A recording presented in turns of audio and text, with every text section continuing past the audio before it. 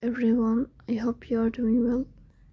Today we will talk about how to fix or how to solve the problem of black screen on Shazam app. You will go to settings.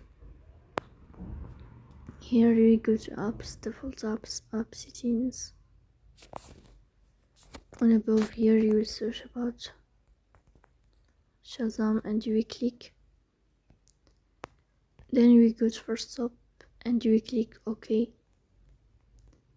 Here you will enter to storage. Then you will click on clear cache.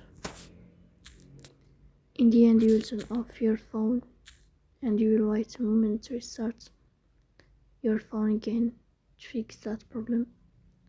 So that's all. Don't forget to support us by like and subscribe. See you next time.